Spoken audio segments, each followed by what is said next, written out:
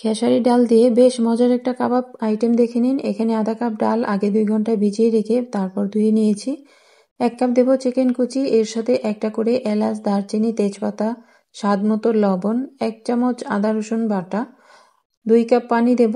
পানি যতটুকু লাগে দিতে হবে। পানি শুকিয়ে গেলে, ডাল সেদ্ধ না হলে আবার একটু পানি দিয়ে নিতে হবে। তো ভালো করে সেদ্ধ করে পানিটা শুকিয়ে গেলে নামিয়ে ব্লেন্ডারে মিহি করে পেস্ট করে নিতে হবে।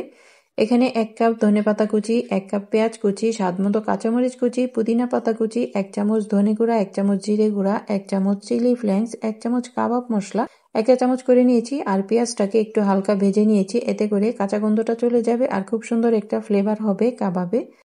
স্বাদমতো দিয়ে দেব লবণ।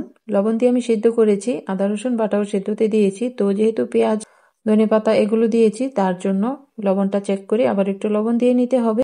দিয়ে দিলাম সয়া সস 1 চা চামচ। এবার একসাথে সবকিছু ভালো করে মিশিয়ে নিতে হবে। তারপর সাইজ মতো গোল করে চ্যাপ্টা করে কাবাব বানিয়ে নিতে হবে।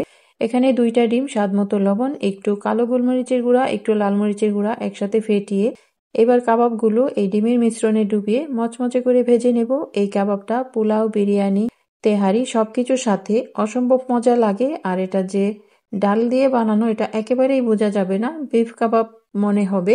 তো বানিয়ে দেখবেন, খুবই স্বাদ হয়। এটা বাচ্চাদের টিফিনে কিংবা বিকেলের নাস্তাতেও পছন্দ মতো সস সালাতের সাথে পরিবেশন করতে পারেন।